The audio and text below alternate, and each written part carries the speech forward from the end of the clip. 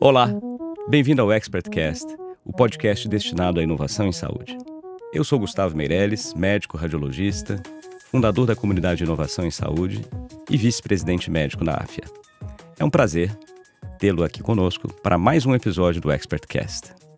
A cada conversa, eu recebo grandes especialistas no setor de inovação e saúde, tanto do Brasil quanto do mundo, para debatermos temas como inteligência artificial, novos tratamentos, interoperabilidade, enfim, todas aquelas inovações que estão transformando o setor de saúde. E no episódio de hoje, eu tenho o prazer de receber dois convidados muito especiais, além de tudo, amigos e conhecidos já de longa data. O Mário Martins, que é CEO da Horizon, uma das principais empresas de tecnologia em saúde no Brasil, e o Antônio Carlos Endrigo, que é médico executivo com décadas de experiência no setor e referência em saúde digital. Sejam muito bem-vindos, Mário, Endrigo.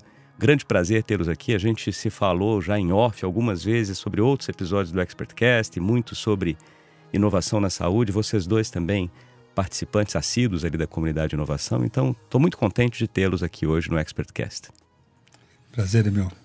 Também, estou muito feliz de estar aqui. Obrigado, uma honra participar desse podcast com você. Muito obrigado pela presença. Dois amigos aí juntos que têm uma história de longa data. Até a gente estava falando aqui antes sobre interoperabilidade na saúde. Hoje a gente vai falar aqui sobre transformação digital na saúde, muito além da tecnologia. Mário tem uma experiência muito grande com a cultura digital, vai falar aqui de Lean, vai contar um pouquinho mais do que tem sido feito na Horizon e toda a trajetória dele como alto executivo no setor de saúde, com foco em inovação. E o Endrigo, médico, empreendedor, também com uma bela história aí na jornada de inovação na saúde. Eu vou começar por você, Mário, falar exatamente sobre cultura, né? Porque a gente fala muito sobre transformação digital, todo mundo lembra de tecnologia e esquece que a cultura é, se não a mais importante, um dos pontos mais importantes em qualquer transformação que aconteça. E não seria diferente na saúde. Então, queria que você contasse um pouquinho e explicar melhor a importância da cultura para aqueles que pensam que digitalizar é apenas implementar ou transformar um sistema. Existe uma grande convergência nesse diagnóstico que coloca a cultura como algo que vai definir o jogo, né, o ritmo da sua transformação. O problema é que é bastante difícil, né? As pessoas tendem a ficar obcecadas pelas caixas de ferramenta, que são espetaculares.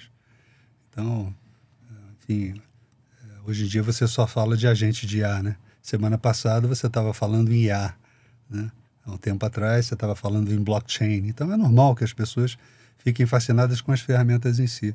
Mas o diagnóstico geral, e nisso a comunidade que presta serviço de consultoria converge, é que essas ferramentas elas devem ser usadas com método. E esse método, que o pessoal chama de ágil, agile, que seja, ele é profundamente identificado com o método Lean. Profundamente. O Toyota Production System, né? Tanto que hoje tem muita gente que fala em Lean Agile como se fosse a mesma coisa. Só que, obviamente, o Lean nasceu em manufatura e o Agile ele é feito para transformação digital, produção de software, etc. Mas o ponto quando você olha esses dois métodos, eles têm três pressupostos selvagens que não ocorrem no planeta Terra. E que diz o seguinte: para funcionar, você vai precisar dessas três coisinhas. Não são coisinhas, né? A primeira é como a gente lida com o erro, né? A primeira, né? Nos dois métodos diz o seguinte: vamos aprender rápido, o que significa identificar erros e corrigi-los. Basicamente é isso. Mas em empresas normais, existe uma grande aversão a lidar com erros e a expor erros. Então você já começa ali, levando um tiro ali no meio do costado, com essa pequena coisinha. Esses dois métodos exigem que você tenha equipes onde os erros são tratados e ninguém perde uma noite de sono quando fala: olha, tem um erro aqui sendo feito. O segundo é com relação ao processo em que a inovação acontece, que é um processo de troca e de discordância natural.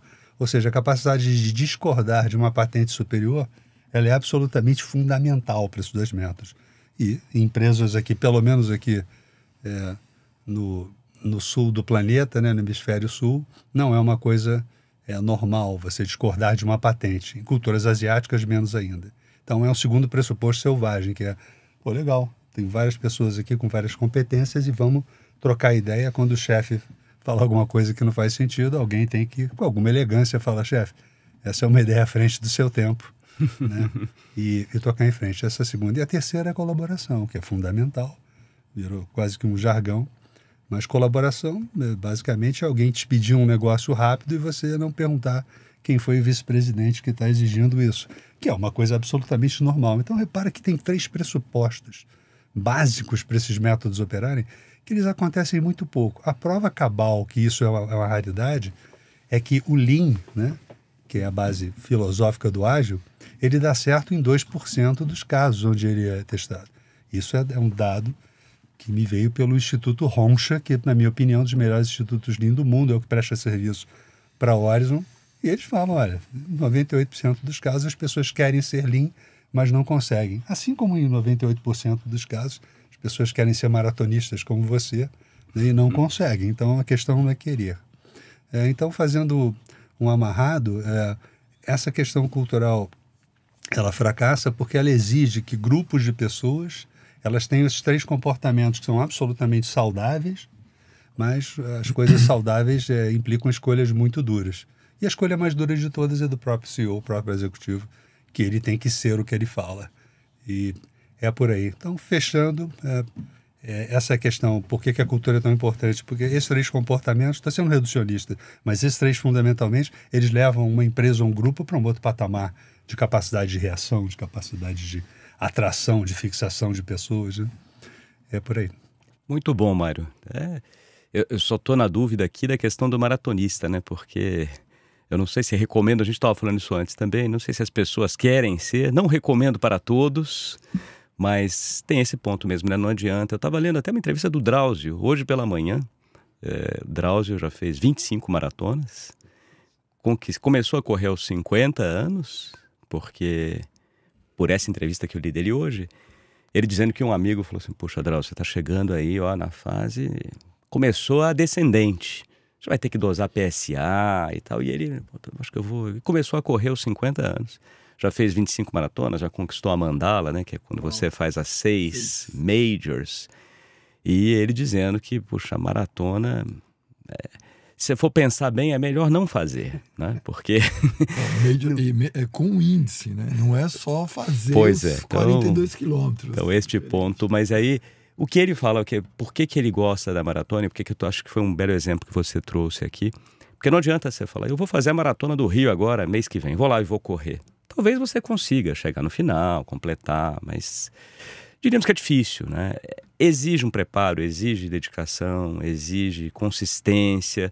E é a mesma coisa do que você está dizendo aqui em relação à implementação da cultura, o papel do CEO, o papel disso estar intrincado ali no ambiente, por exemplo, como na Horizon, né? Eu tive o prazer de visitar vocês e ver até as pessoas falando disso também, que é, olha, o que a gente fala é feito aqui, acontece na prática e não é simplesmente aquilo que está pregado na parede, né? Então esse acho que é um ponto muito relevante. E aí eu queria agora passar para o Endrigo para falar de transformação digital, porque... como o Mário falou, né? Hoje a gente está falando de agente de IA, semana passada era IA, um tempo atrás era blockchain. E transformação digital está na pauta do dia há muito tempo. E você, Endrigo, um grande empreendedor na saúde, médico, que foi muito pioneiro nessa parte de transformação digital. Então eu queria, assim, um overview seu sobre os últimos 20 anos, o que você acha que vem mudando, em que a gente está melhorando e conseguindo de fato implementar. Queria pegar uma... linha do tempo aí. Gustavo, vou compartilhar contigo sobre a minha experiência nesse desafio que é provocar essa transformação. Eu sou médico, estou fazendo, acho que esse ano aqui, 41 anos de formado. E durante 20 anos, metade da minha carreira, eu fui médico cirurgião, com título de especialista, residência médica, aquele padrão. E aí eu fiz um turnaround na minha carreira e fui para a área de gestão. E é, assim, absurdo o impacto que você tem quando você começa a olhar na área de gestão como os serviços de saúde são geridos, né? E um desses impactos eu tive...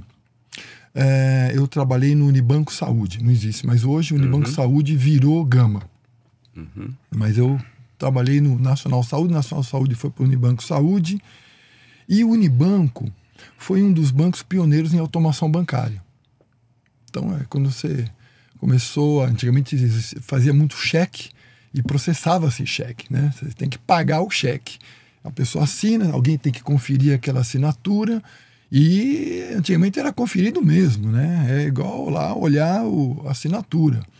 Aí o banco começou a inovar com sistemas que lia a assinatura e pagava determinado valor, não queria nem saber, pagava e assim por diante. Automatizou bastante.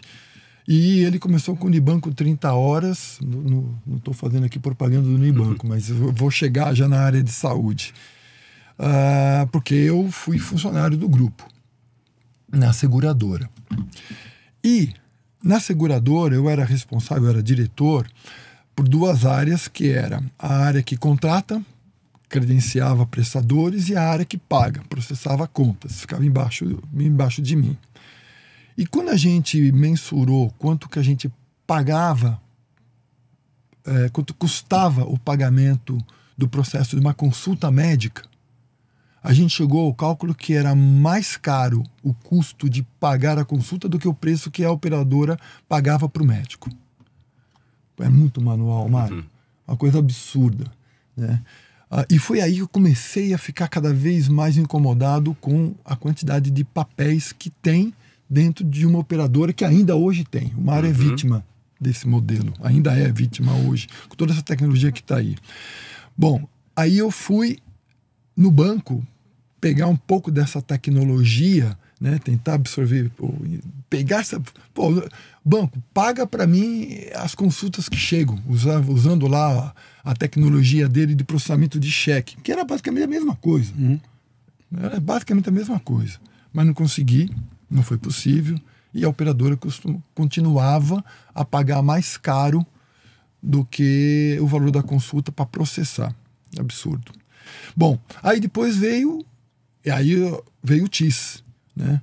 Antes do TIS, foi aonde eu falei, eu tenho que fazer alguma coisa para mudar esse panorama, né? E já tinha internet na época, estamos falando em 2000, né? Foi aonde eu comecei a tentar provocar o sistema a se transformar. E na época a gente chamava isso de conectividade. A pessoa, quando chegava lá no balcão de uma operadora, falava assim, o atendente falava assim, que plano de saúde você tem? Eu tenho tal plano de saúde. Ela ia lá num armário e pegava a ficha e preenchia os dados. Eu sou de outro plano. E ela pegava outro formulário e preenchia. Aquilo ia para um setor que ele digitava tudo aquilo no sistema lá do hospital, do laboratório, ou grandes clínicas que tinha algum sistema, e imprimia toda aquela informação e mandava para a operadora processar aquilo. Tinha lá um batalhão de pessoas, né, que digitava tudo aquilo novamente e pagava. Como já tinha internet, falei, poxa, esse negócio aqui, hospital, você pode gerar isso para mim num determinado padrão, texto. Eu vou pegar isso daqui, vou processar e perguntar para a operadora como que entra aquelas digitações que você contrata, aquelas empresas de digitações, ou algumas operadoras tinham lá seu próprio campo de digitação, como que entra aí no seu mainframe? Entra nesse formato. E eu fazia isso. Essa foi a primeira transformação que não é que eu provoquei, na verdade eu não provoquei, né? Quem provocou isso foi o TIS, na verdade. Mas eu vivenciei a dificuldade que é você mudar a cultura. É enorme. Porque aí tinha um cara que era responsável por todo aquele batalhão de pessoas. E quando você leva isso, basicamente você vai eliminar todos aqueles cargos. Vem bem no que o Mário falou antes. Exatamente, né? E até para quem está nos ouvindo e não conhece, o que é o TIS, né? Se você puder falar um pouquinho sobre... TIS é uma sigla, né? Troca de informações em saúde suplementar. Porque a ANS viu que existia muitos erros nesse processo, nessa relação, né? E como já tinha tecnologia disponível para isso na época, ela provocou o setor a se organizar. E ela falou assim, olha, tem um padrão e é esse, agora vocês vão ter que se relacionar. Né? E a minha startup, que usava o padrão de mercado, que era cada um tinha um padrão, falou, nós vamos adotar esse padrão. Apostamos naquilo, o mercado não apostou naquilo. Mudança de cultura. Verdade. Dificílimo. Nós apostamos naquilo e por conta disso a gente foi uma empresa que assim, se saiu muito bem, vendia a empresa, virou Horizon. A gente vendeu a empresa na época para Cielo, e porque nós apostamos nisso, porque o mercado teve que adotar isso. Então essa transformação aconteceu em cima de uma regulamentação, a ferro e fogo. Então já tem bastante tempo aí essa troca entre vocês dois, e eu fico feliz que a gente esteja aqui nos conectando de novo para cada um poder contar um pouquinho mais sobre transformação digital. O Mário falando da cultura, você vê que o Endrigo logo em seguida já coloca aqui os pontos de conexão da cultura com a transformação digital de empresas, né? Aí, Mário, você está à frente da Horizon, uma grande empresa em inovação em saúde no Brasil já há muitos anos. Eu queria que você nos contasse um pouquinho mais como é que foi esse processo de mudança cultural para uma abordagem mais ágil e digital, né? Me lembro até quando eu visitei vocês lá, você me mostrou bastante, me contou a história. Eu queria que você contasse aqui para os nossos ouvintes como é que foi isso, quais foram os principais desafios que vocês enfrentaram, quais oportunidades que você enxergou, também para quem está nos ouvindo e tem intenção de implementar isso na sua própria empresa. De uma maneira muito sintética, o processo foi longo. Os processos de transformação cultural são longos. Existem números mágicos que vão por aí, 5, 6 anos é o que você vai demorar. No nosso caso, a gente já está há 8 seriamente fazendo isso. Os principais problemas, o maior é a natureza humana, assim, disparado. E, junto com a natureza humana, os incentivos, né? Uma das frases da minha vida, quem me conhece sabe, é: o que um incentivo incentiva? Já citei essa frase aqui no ExpertCast, já foi citada. Isso realmente ajuda você a entender um pouco porque coisas que não fazem o menor sentido estão acontecendo. Dá uma olhada no set de incentivos e você vai perguntar por que, em geral, a gente escolhe o curto prazo. A resposta é muito simples. A gente é remunerado pelo curto prazo. E tem uma outra questão também que foi bem pacificada pela turma que gosta de ciência comportamental, né? Pessoal do Kahneman, enfim, e outros, Thaler, que é o ser humano, ele tem vários algoritmos, né? Nós somos muito algoritmos, né? Nós somos automáticos, né? Tal do sistema 1 e 2. Um deles é que as coisas que acontecem no futuro, elas são desagiadas, elas são descontadas por uma taxa de desconto gigantesca. Então, né, 1 milhão no futuro, e eu estou falando 1 milhão a valores reais, tá? Não estou falando de inflação, não. Vale muito pouco para você. Então, essa história de 1 na mão e 2 voando, o ser humano é assim. Então, começo dizendo isso. É um processo que é longo, ele é um processo que os ganhos se verificam no longo prazo, e isso já faz a gente entender porque pouca gente realmente foca nisso como um diferencial competitivo. Porque fica naquela categoria das coisas difíceis de fazer e cujo resultado está no futuro. Em geral, esses negócios não andam. É tão simples quanto isso.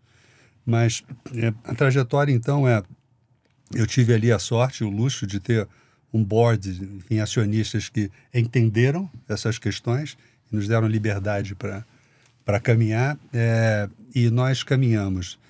Hoje em dia, existe uma grande convergência em relação ao método que ampara uma mudança cultural. Isso, 10 anos atrás, era quase discutir magia negra, ou enfim, não estava no campo da ciência.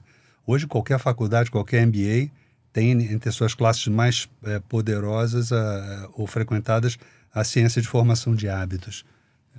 Tem dezenas de livros muito bons que ensinam a gente a formar. E qual é a conexão disso com cultura? Total. A cultura nada mais e aí me perdoem os sociólogos, as pessoas mais, enfim, têm mais domínio ou amplitude de visão sobre o assunto, mas do ponto de vista executivo, a cultura é um conjunto de hábitos observáveis. Ou, como o pessoal lá na Horizon gosta de falar, a cultura é o que rola. Então, você entra no lugar, você entende a cultura, você vê se as pessoas estão amedrontadas, se estão risonhas, né? Se alguém te cumprimenta, se ninguém fala a palavra erro, enfim, você vê. Então, cultura é o que rola. E o que rola são hábitos, são coisas que habitualmente acontecem. Então, vamos sair daqui, nesse frame. Então, a constituição de uma cultura, ela repousa na seleção e você perseguir aqueles hábitos. No caso de um atleta, como você falou, a maratona é apenas uma prova, mas quais são os hábitos que estão por trás de um maratonista, seu padrão de sono, alimentação, todas as renúncias que ele faz. Vou usar aqui o seu exemplo, que é muito bom. Então, uma vez que você seleciona quais são os hábitos que você gostaria de ter na sua cultura, que são salientes, ou seja, o que a galera faz num nível muito mais forte do que a concorrência ou que o mercado. Essa seria a questão de construção cultural. Cada empresa tem suas necessidades. No nosso caso, a gente seguiu a cartilha Lean e a cartilha Ágil e fomos naquele tripé que eu comentei com vocês. Nós gostaríamos de produzir uma cultura onde as pessoas falam de erros abertamente e rapidamente, que as pessoas discordam de patentes superiores, enfim, a gente se beneficia do conhecimento e não do organograma, e as pessoas colaboram numa taxa muito maior. Isso me pareceu fundamental, até porque quem milita em cultura fala que você não deveria perseguir mais do que os dedos de uma mão, que você vai fracassar, seja sintético. Então a gente está nessa tríade há muito tempo. E aí vem também, não é uma pegadinha, mas é uma daquelas coisas que a gente ignora, que é nas 2 primeiras páginas de um livro, em geral, tem a mensagem do que é considerado essencial. E todo mundo esquece aquilo. Em geral, tá? Já aprendi isso. O fundamental. Né? Por exemplo, negociação. Não tem livro de negociação que fale a maior característica de um bom negociador é ter autopercepção emocional, é ter capacidade de se distanciar das emoções. Muito legal. Adoraria, tá? Ele fala, baseado nisso, agora eu vou escrever o livro. Esse é um bom exemplo, tá? E isso vale para a cultura também. Por quê? Repara que esses 3 elementos que a gente elegeu, e acho que qualquer empresa gostaria de ter isso em algum grau, não acho que é uma coisa estranha, a tecnologia, acho que qualquer empresa, isso pode sair de saúde. Esses 3 elementos, repara que existe uma pré-condição para eles, que é, você tem que reduzir o medo desses comportamentos. A tal da segurança psicológica. A tal da segurança psicológica é qual o grau de medo que eu tenho ao dizer, olha, eu vi um erro aqui na minha área, está acontecendo há 2 anos. Isso é fundamental. Ou qual o medo que eu tenho em virar para o Edrigo e falar, Edrigo, meu VP, eu discordo da sua posição, eu acho que isso pode quebrar a gente. Qual o grau de medo que eu tenho? E o medo de colaborar, né? Alguém ficar sabendo que você está botando uma azeitona na empada de alguém, como a gente usa muito. Né? Então, repara que a gente simplificou. Então, é um framework onde você elege hábitos e fala, mas qual é a pré-condição para esses hábitos acontecerem? Antes de pensar nos processos que vão fazer esses hábitos acontecerem, que é a segunda parte. Você tem que reduzir esse medo de maneira expressiva. E aí vem a coisa que todo mundo lê na página 1 esquece, que é a liderança tem que dar o exemplo. Essa é a parte mais importante e mais fundamental. E aí você entende, porque o tal do exemplo da liderança, ele é tão óbvio, que se é liderança de vez em quando, né? Chegar aí, elevar o tom de voz, ou enfim, coibir esses comportamentos, o que você vai ter é mais um retrato na parede, né? Uma declaração de intenção, e o pessoal vai falar, não, maravilhoso, mas aqui não rola isso não. Então, essas são as pré-condições para que você tenha chance de uma jornada cultural. Agora vamos para a execução. Essa é relativamente também dominada. Quando você quer desenvolver um hábito em si mesmo ou num grupo, a cartilha é uma mistura de 2 componentes. Você tem que ter comunicação, você tem que engajar a pessoa, tá? Que é importante, mas está longe de ser o decisivo. É uma comunicação moderna que fala para corações e mentes, né? Não é só uma questão numérica, é uma questão que te toca e fala, pô, tô afim de fazer esse negócio porque faz sentido e eu tô afim, tá? Isso é 2% do problema, tá? Mas é importante. A outra é processo. Que processos eu vou estabelecer para que uma pessoa, né, normal, modal, tá? Ela apresente esses comportamentos? Como é que eu estimulo isso? Essa é a grande jornada, na minha opinião. E isso demorou. A gente tem um set de processos, as coisas são muito baseadas em processos. Por exemplo, maratonista, dizem que você tem uma chance maior de acordar no inverno para treinar, se você, ao acordar, você olhar seu tênis, seu equipamento bem na tua cara. Isso é um tipo de processo que facilita uma jornada difícil. Nós temos temos uma suíte de processos que foram desenvolvendo ao longo do tempo, em que fazem com que essas pessoas tenham esse tipo de comportamento. Para que não fique muito etéreo, um exemplo de processo ligado a incentivo. Vou voltar a incentivo. Qual é o incentivo que uma pessoa tem para ser assertiva e discordar de uma patente superior? Né? A gente deu esse problema para um grupo, aliás, isso é muito importante. Na Horizon, uma cultura construída com o apoio de um grupo são quase 50 pessoas hoje em dia, que são selecionadas por People Analytics, por algoritmos e por um crivo, e essas pessoas têm uma combinação rara. Elas são competentes, elas são centrais, né? E elas são emocionalmente inteligentes. Olha só, não é muito comum. Essas pessoas, eu tenho esse luxo, reportam para mim em questões culturais, ou seja, quando quero desenvolver um processo de uma comunicação, são eles que constroem. Então você tem um amparo de gente que a organização reconhece. Então, dê esse problema para eles. Olha, como é que a gente coloca assertividade? Eles falam muito simples. Né? Coloca no bolso, coloca no bônus. Então, uma das questões aqui que vai ser analisada, inteligência emocional é uma delas, mas inteligência emocional é pouco compreendida, né? Inteligência emocional é composta de 15 fatores. Estou usando o modelo mais simples, que é do Goleman. Eu não conheço ninguém que seja redondo em 15 provas diferentes. Mas, em geral, quando você fala em inteligência emocional, é uma pessoa mais macia, mais cordata, que é boa de conversar. Só que maciez não combina com transformação digital. Então, você tem que combinar a assertividade, que, aliás, é uma característica da inteligência emocional. Se falar, beleza, bota no bolso. Então, a pessoa lá que é avaliada, ela não chegará a um cargo de liderança se ela for inteligente emocionalmente, ou seja, agradável nesse ponto de lidar, ou seja, fácil de lidar, mas ela não irá a lugar nenhum se ela não for caracterizada como uma pessoa que é assertiva, sabe discordar. Então, é um processo ligado a bolso, tá? Esse é muito simples. Aí você pode falar, puxa, mas quem é que te avalia? Esse é o último processo que eu quero levar.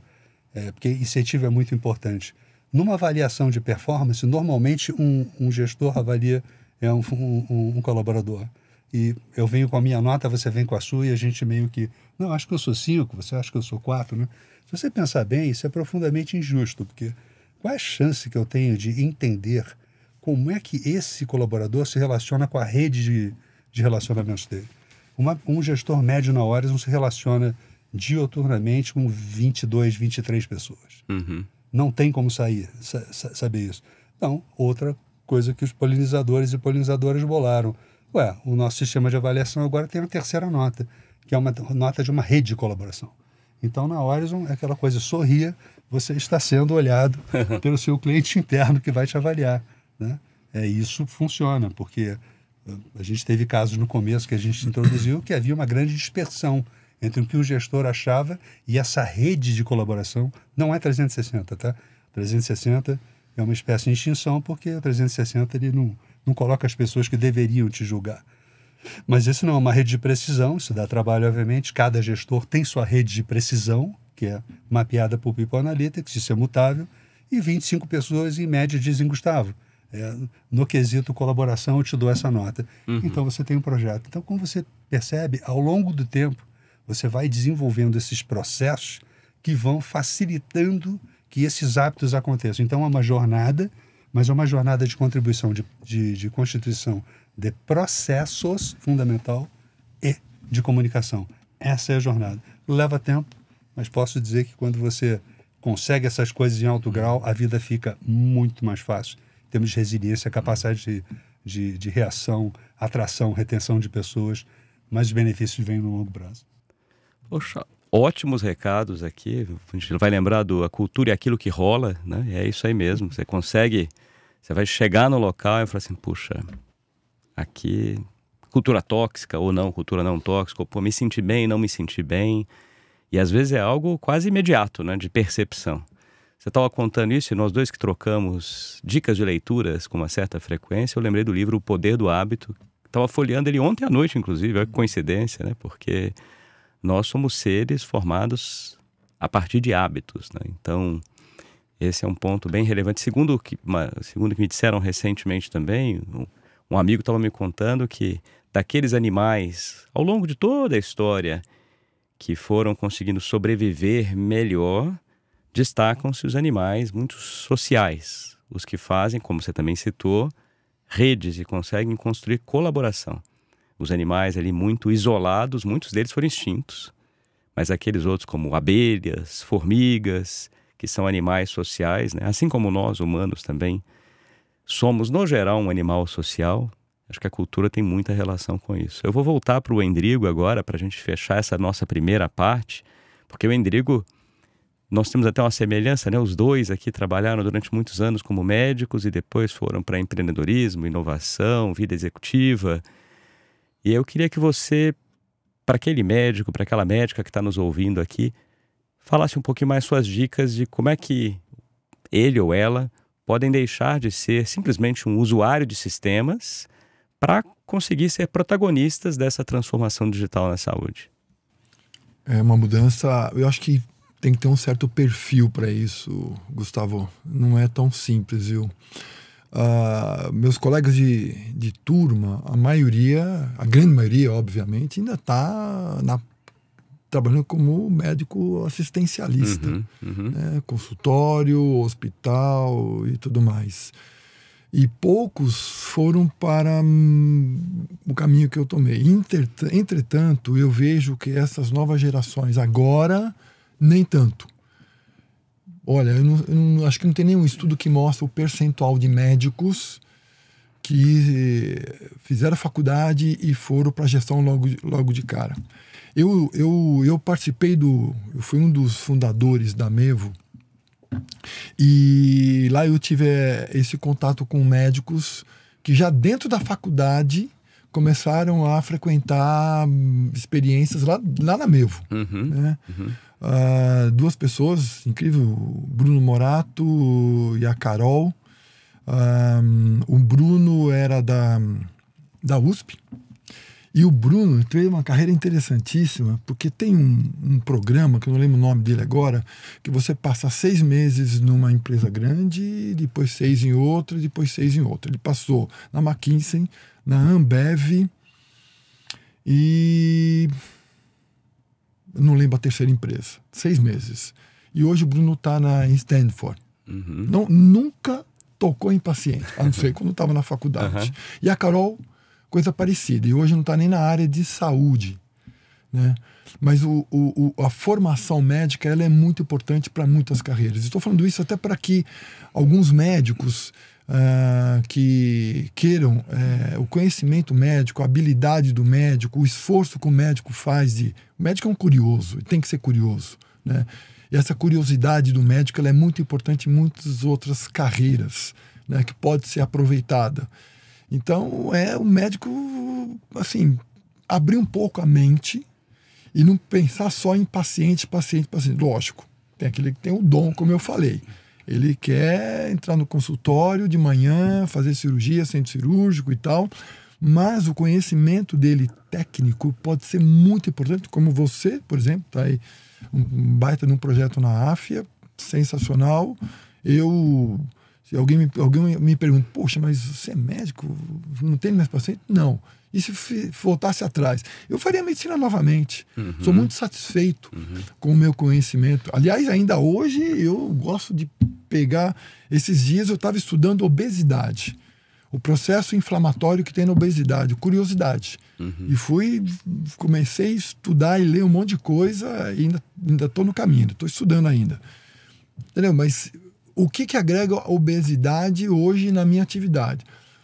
Talvez nada, mas eu acho que só a curiosidade, os processos que tem numa doença, no comportamento das pessoas frente àquela doença, talvez me dê alguns estalos para as coisas de empreendedorismo que hoje eu estou envolvido.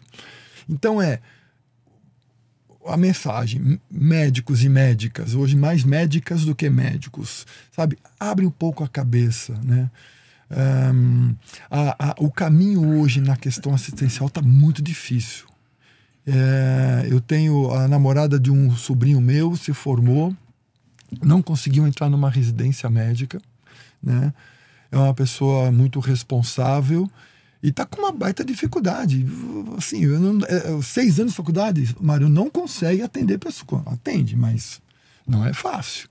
É uma insegurança brutal. Então tem que fazer uma especialidade, tem que escolher alguma coisa. Então é um sofrimento que ela está passando que, olha, é desafiador. Instituições como a AFIA, como que direciona este médico para uma carreira, essa médica para uma carreira? Como?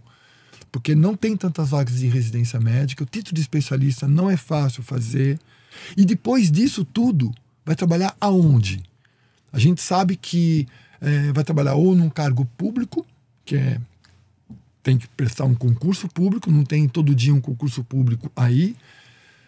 Credenciamento de planos de saúde a maioria está fechado, né? Plantões também, os hospitais também têm uma certa limitação para a quantidade de médicos plantonistas, então vai começar a fechar isso. Então entra num desespero, mas pensa que tem outras possibilidades, tem outros caminhos, mas é uma fase difícil que eles vão passar. Eu acho interessante porque me fizeram essa pergunta também recente. Eu estava num grupo com quase 800 alunos na semana passada em João Pessoa, e eu respondi bem semelhante ao que você trouxe aqui, né? Da medicina ser uma carreira hoje muito mais ampla do que foi no passado. Como é a engenharia, né? Engenharia é esse, mas a medicina também a habilidade que ele adquire e o perfil que tem, dá para se aproveitar em muitos outros campos. Então, acho que além dessa visão assistencial, que está trazendo que, obviamente, a gente terá mais médicos aqui agora, no Brasil, quase 600 mil médicos e possivelmente dobrando esse número aí em 10 anos. Mas além dessa visão assistencial, nós temos hoje cada vez mais para o médico, como você citou aqui, 2 colegas, indo para a área de empreendedorismo, indo para a área de gestão, participando em atividades públicas para melhorar o acesso à saúde, ou seja, muita coisa aqui para a gente continuar a conversa na segunda metade do nosso episódio. Então eu queria agradecer muito a presença do Mário e do Endrigo, dupla que eu já queria trazer para o Expertcast há um bom tempo. A gente vai continuar o papo com os dois daqui a pouquinho. E para você que está nos ouvindo, se gostou desse episódio, não esqueça de compartilhar com seus amigos, enviar para os seus contatos, publicar nas suas mídias sociais.